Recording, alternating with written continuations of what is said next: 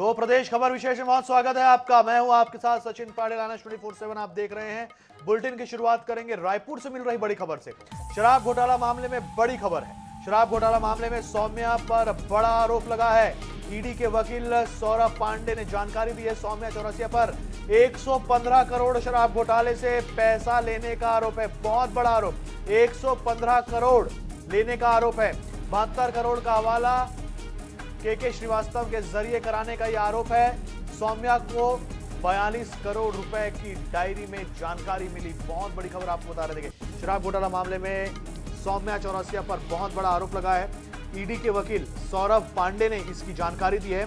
क्या है आरोप? सौम्या चौरसिया पर 115 करोड़ लेने का आरोप है। 115 करोड़। सौम्या को 42 करोड़ रुपए की डायरी में जानकारी मिली। शराब घोटाला मामले में इस वक्त की बड़ी खबर।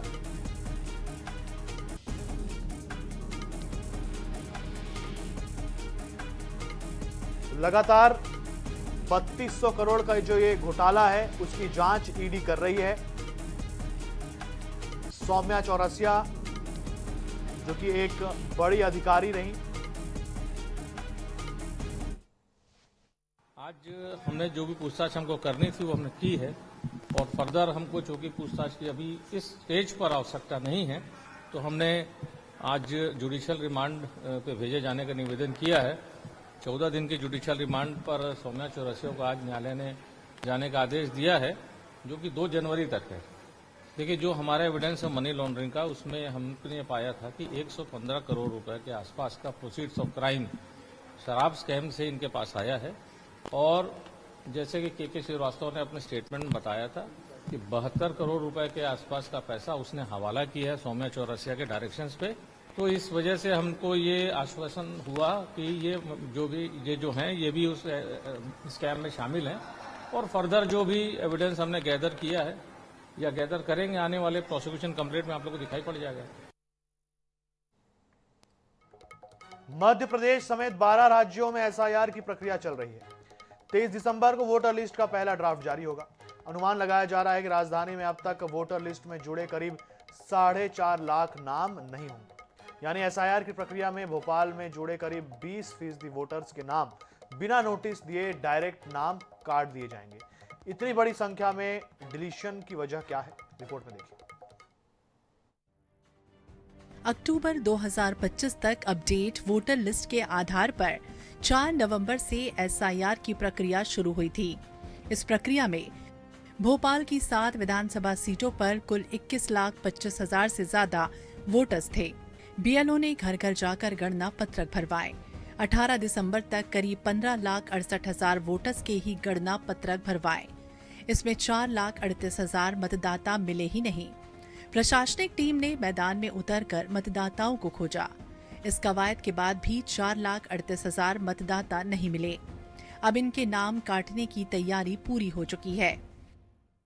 और भोपाल के जो 21,25,000 मतदाता थे उनमें से 79% मैप्ड हुए हैं और लगभग 4,38,000 जो मतदाता हैं 20.6% वो जो है अनकलेक्टेबल श्रेणी में रहे हैं। तो 4,38,000 मतदाता जो हैं इस नई मतदाता सूची जो अब 23 को प्रकाशित होगी उसमें शामिल नहीं होंगे।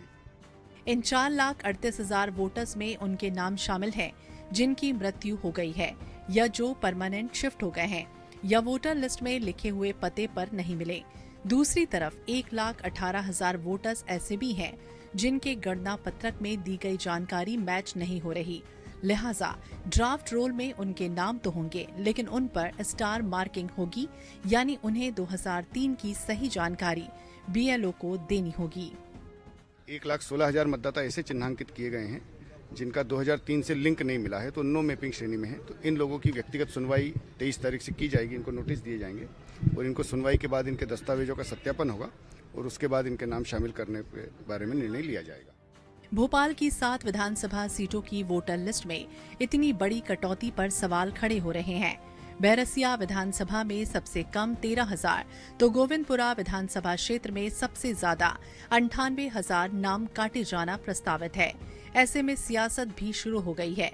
कांग्रेस का कहना है कि वोट चोरी के राहुल गांधी के आरोप सच साबित हो रहे हैं, तो वहीं बीजेपी इसे मतदाता सूची का शुद्धिकरण बता रही है। आदरणीय राहुल गांधी जी जिस तरीके से बात और चुनाव आयोग की निष्क्रियता और चुनाव आयोग की भारतीय जनता पार्टी से मिलीभगत की बात करते हैं, वो लगातार देखने को मिल रही है। और भोपाल में ये 4.5 लाख वोट काटे जा रहे हैं। इससे स्पष्ट है कि किस तरीके से भारतीय जनता पार्टी के नेता सुनियोजित तरीके से एक जगह वोट डलवाते हैं, फिर उन्हीं लोगों को दूसरे विधानसभा में नाम जुड़वाते हैं। देखिए, एसआईआर मतलब ही शुद्धिकरण है और निश्चित रूप से उसमें चुनाव आयोग लंबे समय से इस चीज़ को कर रहा है और प्रत्येक बूथ पर जाकर बीएलओ ने जाके और उनने सब जाके ये सब चेक किया है। कुछ जुड़े हैं, कुछ कटे हैं। सवाल ये है कि जिन मतदाताओं के नाम काटे जा रहे हैं उनका क्या होगा। इसके लिए निर्वाचन अधिकारी के समक्ष उन्हें नया फॉर्म भरना होगा। 1987 से पहले जिनका जन्म हुआ उन्हें जन्म प्रमाण पत्र या 10वीं की मार्कशीट जमा करनी होगी। 1987 के बाद जन्म लेने वालों को माता पिता के जन्म का भी प्रमाण देना होगा। 23 दिसंबर से 17 फरवरी तक बीएलओ मतदाता केंद्रों पर आगे की प्रक्रिया को पूरा करेंगे, जिसका लाभ सूची से बाहर हो चुके मतदाता ले सकते हैं। INH 24/7 के लिए भोपाल से अंकुश मौर्य की रिपोर्ट। मध्य प्रदेश के ग्वालियर में एसआईआर की प्रक्रिया अब लगभग पूरी हो गई है। अब बीएलओ पोर्टल बंद कर दिया गया है। जिले में 2.5 लाख से ज्यादा मतदाताओं के नाम काटे जाएंगे। सबसे बड़ी बात यह है कि 10 दिन में ही 36,000 वोटर कम हो गए। आखिर क्यों ये वोटर्स कम हुए हैं, रिपोर्ट में देखिए। एसआईआर की प्रक्रिया का पोर्टल लॉक होने के बाद अब ग्वालियर जिले में मतदाताओं की स्थिति साफ होने लगी है। नोटिस के दायरे वाले वोटरों की संख्या जिले में 68,960 थी। पिछले 10 दिन में यह 36,000 से ज्यादा घटी है। वहीं 2,52,523 वोटरों के नाम मौजूदा लिस्ट से हटेंगे। वोटर लिस्ट का ड्राफ्ट पब्लिकेशन 23 दिसंबर को होगा। इसके बाद 22 जनवरी तक नए नाम जुड़ने के फॉर्म भरे जाएंगे। 2-3 प्रक्रियाएं होंगी। ये सबसे पहले हमारे ड्राफ्ट का प्रकाशन होगा, यानी ऐसे सब लोगों के नाम उस रोल में आएंगे जिन लोगों ने भर करके अपना ईएफ वापस लौटाया। किन लोगों के नाम नहीं आएंगे? जो लोग या तो खुद मृत हो गए या फिर ग्वालियर से या उस लोकेलिटी से परमानेंटली शिफ्ट हो गए, तो उन लोगों का नहीं आएगा। और ऐसे भी लोग हैं जिन्होंने अपना फॉर्म को साइन करके वापस देने से मना किया, तो उन लोगों के भी फॉर्म्स का इसमें प्रकाशन नहीं होगा। जिला निर्वाचन कार्यालय के अनुसार नो मैपिंग वाले वोटर 1,50,000 तक थे। तब 55 AERO बनाने का प्रस्ताव भेजा था। अब नो मैपिंग के वोटर घट गए हैं तो AERO भी 23 रह गए हैं। एक अधिकारी एक दिन में सिर्फ 50 नोटिस पर सुनवाई करेगा। इसी तरह 7 अलग अलग कैटेगरी में 4,98,231 वोटरों की जानकारी गलत फीड है। इसे लॉजिकल एरर कहा जा रहा है। लेकिन जिले के मतदाताओं की अरुचि और समय पर फॉर्म न भरने की गलती का खामियाजा तो उन्हें भुगतना ही पड़ेगा। जावेद खान, INH 24/7, ग्वालियर। दुर्ग जिले के सभी 6 विधानसभा क्षेत्रों में एसआईआर का काम पूरा कर लिया गया है। प्रशासन अब नए सिरे से मतदाताओं की जांच और वोटर लिस्ट को अपडेट करने की प्रक्रिया में जुटा हुआ है। बिना किसी रुकावट के तय मानकों के अनुसार कार्य पूरा करने का लक्ष्य है। इसके लिए जिले के 1,347 बीएलओ को फॉर्म 6 वितरित करने के निर्देश दिए गए हैं।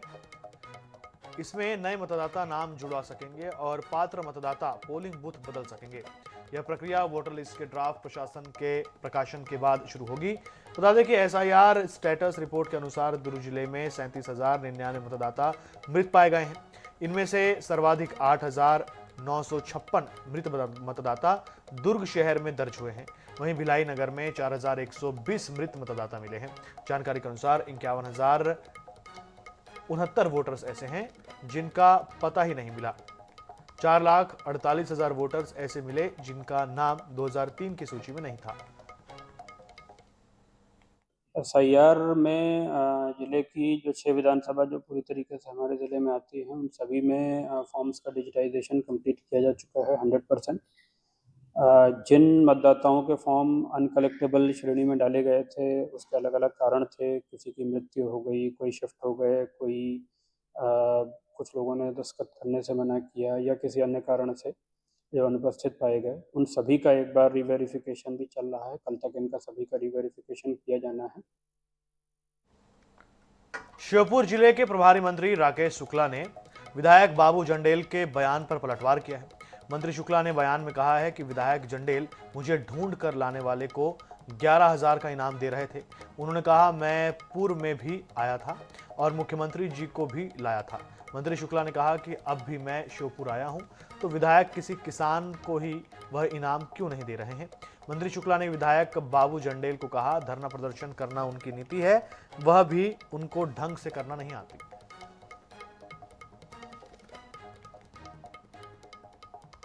नेपानगर में राज्यपाल मंगू भाई पटेल के 24 दिसंबर के प्रस्तावित दौरे की तैयारियों का जायजा लेने जिला कलेक्टर हर्ष सिंह और एसपी देवेंद्र कुमार पाटीदार ग्राम डवाली पहुंचे। कार्यक्रम स्थल निरीक्षण के बाद दोनों अधिकारी शासकीय स्कूल के खेल मैदान में नजर आए। कलेक्टर ने बल्लेबाजी के हुनर दिखाए तो एसपी ने भी गेंदबाजी में हाथ आजमाया। अधिकारियों का यह अनोखा अंदाज देखकर मौजूद लोग हैरान रह गए।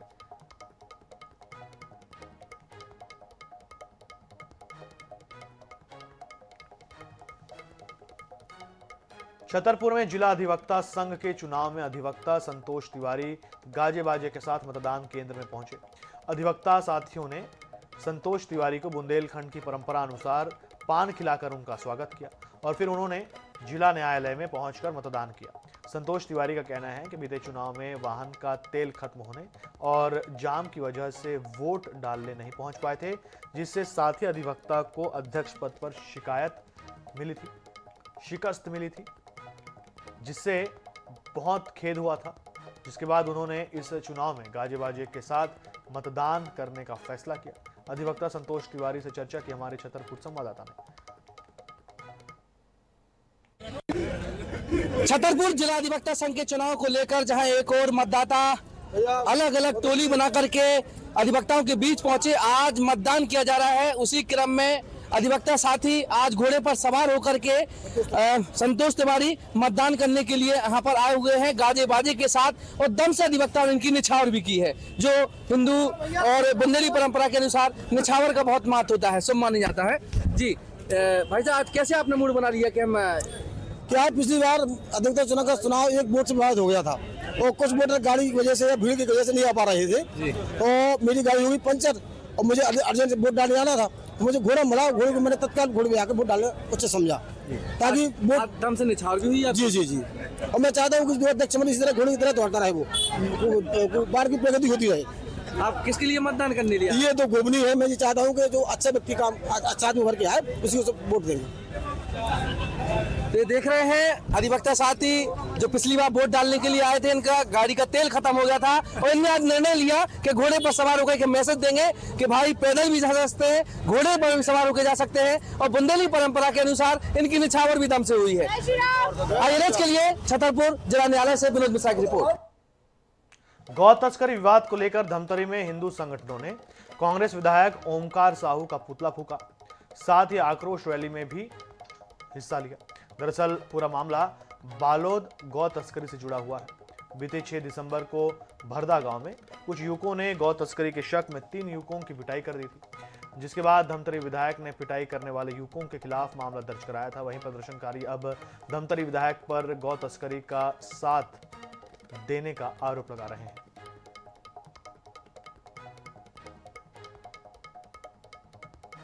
टीकमगढ़ जिले में प्रशासन में परेशानी की सुनवाई नहीं होने से नाराज एक दलित बुजुर्ग किसान ने कलेक्ट्रेट कार्यालय के मुख्य द्वार पर आत्मघाती कदम उठाया। किसान ने तौलिए से फांसी लगाकर आत्महत्या करने की कोशिश की। पुलिस के जवानों ने तौलिया छुड़ाकर बुजुर्ग को बचाया। दरअसल जिला मुख्यालय से लगा कुर्राई गांव निवासी छत्ता हिरवार के साथ पेंशन दिलाने के नाम पर धोखा किया गया है। मौरानीपुर निवासी कृपेंद्र सिंह और उसके साथियों पर आरोप है कि अनपढ़ बुजुर्ग छत्ता को बहला फुसलाकर वृद्धावस्था पेंशन दिलवाने की बात कहकर उसे रजिस्ट्री ऑफिस जतारा ले गए, जहां धोखे से उसकी 2 एकड़ जमीन की रजिस्ट्री पर अंगूठा लगवाकर रजिस्ट्री करवा ली गई। बुजुर्ग को बताया गया कि ये कागज तुम्हारे पेंशन के लिए तैयार हो रहा है। धोखे की जानकारी होने पर बुजुर्ग किसान जिला प्रशासन से लेकर भोपाल तक धोखाधड़ी की शिकायत की, लेकिन सुनवाई नहीं हुई। घटना के बाद प्रशासनिक अधिकारियों ने संज्ञान में लेकर मामले की जांच की बात कही।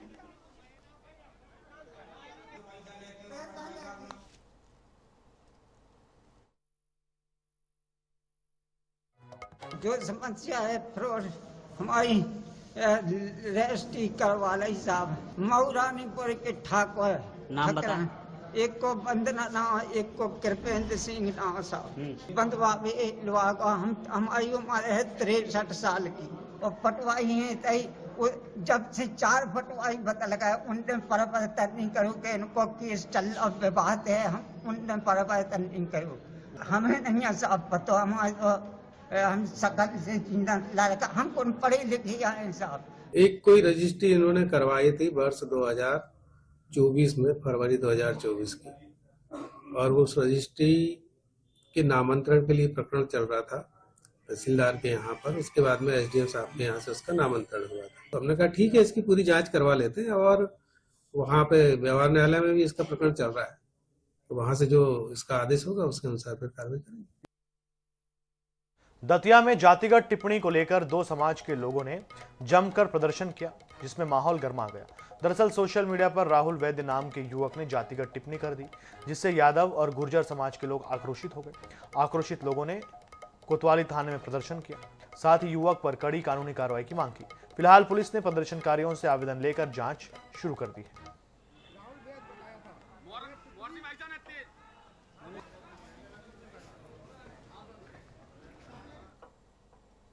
FIR करेंगे। कार्रवाई ऐसी होनी चाहिए कि दतिया जिले में नजीर बने। आगे कोई भी ऐसा व्यक्ति चाहे नशे में हो चाहे होश में हो, किसी भी समाज का हो, किसी वर्ग का हो, ऐसी टिप्पणी ऐसी नहीं, वो आपका थाना कोतवाली क्षेत्र अंतर्गत अवैध टिप्पणी को लेकर यादव समाज और गुर्जर समाज के लोग इकट्ठे हुए थे, जिसमें उन्होंने जो है संबंधित व्यक्ति के खिलाफ कार्रवाई की मांग को लेकर ज्ञापन सौंपा है, आवेदन दिया है। उस आवेदन की निष्पक्ष जांच होकर शीघ्र ही वैधानिक कार्रवाई की जाएगी। बैतूल में 17 साल के आदिवासी नाबालिग विवेक मरकाम की पिटाई से हुई मौत के मामले में बड़ी कार्रवाई हुई। पुलिस ने मुख्य आरोपी अन्नू ठाकुर सहित 2 आरोपियों को गिरफ्तार कर लिया। बता दें कि आरोपी और उसके साथियों ने 17 दिसंबर की शाम विवेक मरकाम को अगवा किया और उसे एक सुनसान जगह पर ले जाकर उसकी बेरहमी से पिटाई की। विवेक की इलाज के दौरान मौत हो गई थी। पुलिस के मुताबिक मृतक विवेक पर भी आपराधिक मामला दर्ज था और अन्नू ठाकुर गैंग के साथ उसकी पुरानी रंजिश थी। वहीं वाहन में खराबी के चलते पुलिस आरोपियों को पैदल ही ले गई। शाम 4:30 बजे एक नाबालिग बालक के साथ मारपीट की गई थी, जिसमें मुख्य आरोपी अन्नू ठाकुर सहित 5 अन्य आरोपी हमने इसमें गिरफ्तार कर लिए हैं। मैम को जुलूस भी निकाला गया? नहीं, जुलूस नहीं निकाला गया है। एक्चुअली गाड़ी हमारी ख़राब हो गई थी, तो हम जब्ती के लिए इनको घटनास्थल वहाँ से लेकर गए थे और वहाँ से फिर हम इनको पैदल लेकर वहाँ पर आए। धार के शिवानी होटल में उस समय हड़कंप मच गया जब खरगोन में पदस्थ थाना प्रभारी का कमरे के बिस्तर पर शव बरामद हुआ। जानकारी के अनुसार थाना प्रभारी करण सिंह रावत ड्यूटी के सिलसिले में धार आए हुए थे। शुक्रवार सुबह उनके कमरे का दरवाजा नहीं खुला, जिसके बाद होटल कर्मचारियों ने पुलिस को सूचना दी। मौके पर पहुंची पुलिस कमरे का दरवाजा खोला और शव को कब्जे में लिया। बताया जा रहा है कि मृतक को लीवर से संबंधित बीमारी थी। शव के आसपास खून बिखरा हुआ था। फिलहाल पुलिस इस पूरे मामले की जांच कर रही है। जी, खरगोन से टीआई साहब करण सिंह रावत साहब आए थे यहाँ पे ड्यूटी करने हेतु। आज लगभग 12 बजे के आसपास सूचना प्राप्त हुई कि होटल में उनकी डेथ हो गई है। उक्त सूचना पे मर्ग कायम किया जाएगा और जांच की जा रही है। परिवारजनों को सूचित कर दिया जाएगा। इंदौर के एमआईजी थाना क्षेत्र में बुधवार को बस के नीचे कंडक्टर का शव मिलने से मामले का खुलासा हुआ। पोस्टमार्टम रिपोर्ट के मुताबिक मामला हत्या का निकला। रिपोर्ट में मृतक के शरीर पर गंभीर चोटों के निशान मिलने के बाद पुलिस ने उस रात मृतक के साथ रहे बस ड्राइवर को गिरफ्तार किया। दरअसल खरगोन जिले का डाबरी निवासी क्लीनर सचिन मंडलोई का बस के नीचे शव मिला था। पुलिस जांच में सामने आया कि घटना की रात बस में सचिन और धार जिला मानपुर निवासी ड्राइवर रतनलाल गुर्जर के बीच शराब के नशे में विवाद हुआ था। शुरुआत में ड्राइवर रतन ने पुलिस को गुमराह करने की कोशिश की। पोस्टमार्टम रिपोर्ट में मारपीट का खुलासा होने पर आरोपी ड्राइवर रतन को हिरासत में लिया गया। हाँ मतलब काफ़ी दिन से क्या कि जैसे कि पेपर वाला आ रहा था, दूध वाला आ रहा था, सभी आ रहे थे, SIR वाले भी आए थे 3-4 बार, है ना। तो क्या कि जब ये हुआ कि भाई कि निकल ही नहीं रहे हैं, तो क्या मतलब फंडा है कि मतलब कि हैं कि नहीं है, कहाँ चले गए, क्या हुआ, तो फिर कंप्लेन करा गया कि भाई देखा जाए क्या है। हम दोनों ने रात्रि में शराब पी थी और इसके बाद ये गिरकर मर गया, तो इस पर से थाना MIG में मार्क कायम किया गया था। उसके बाद फिर PM में बात की गई तो उसमें चोटों के निशान आए, तो इस पर से फिर जो रतनलाल ड्राइवर था उससे पूछताछ की गई। हार्ट जो जगह होती है वहाँ पर उसका सर दे मारा, जिससे कि उसकी ब्लीडिंग होने लगी और उसकी ब्लीडिंग के कारण, एक्सेसिव ब्लीडिंग के कारण उसकी डेथ हो गई। फिलहाल थाना MIG में इसका हत्या का प्रकरण दर्ज किया जाकर इन्वेस्टिगेशन में लिया गया। आरोपी रतनलाल ड्राइवर को अरेस्ट कर लिया गया।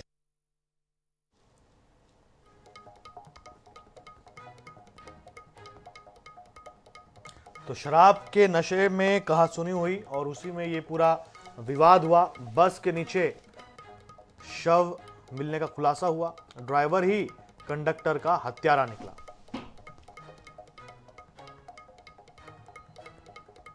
गंज बासौदा पुलिस ने बड़ी कार्रवाई करते हुए अवैध नशे के कारोबार का खुलासा किया है।